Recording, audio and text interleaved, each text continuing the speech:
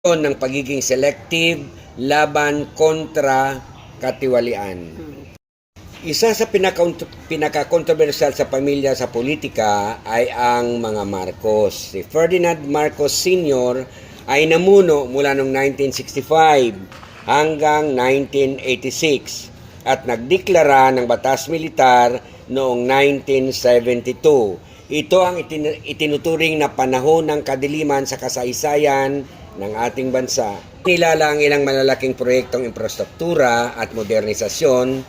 Iniuugnay din sa kanyang administrasyon ang matinding katiwalian, krisis sa ekonomiya at malawakang paglabag sa mga karapatang pantao.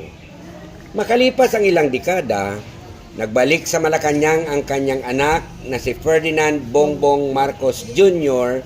bilang Pangulo natin sa kasalukuyan noong 2022. Papatuloy niya ang pagbibigay diin sa legacy ng kanyang ama tulad ng peace and order at mga proyektong infrastruktura. Gayunpaman, nananatiling hati ang pananaw ng publiko. Para sa ilan, ito ay pagbabalik ng lakas at kaayusan. Ngunit para sa iba, ito ay pagtatakip sa mapait na bahagi ng kasaysayan. Pag-uusapan natin ang pamilyang Duterte. Pamumuno ng pamilya Duterte.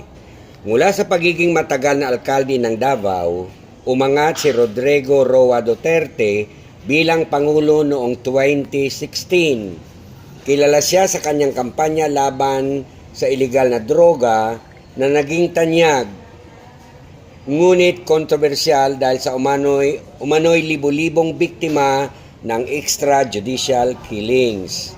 Sa ilalim ng kanyang termino, pinalawak din ang mga infrastruktura sa pamamagitan ng programang Build, Build, Build at naisabatas ang Universal Health Care. Pagkatapos ng kanyang termino, ang kanyang anak na si Sara Duterte Carpio ay naging pangalawang Pangulo noong 2022 na lalo nagpatunay ng impluwensya ng pamilya sa pambansang politika.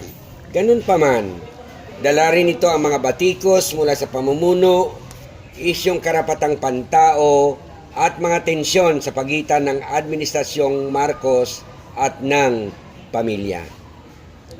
Ipinakita ng pamilyang ito kung paanong ang dinastiyang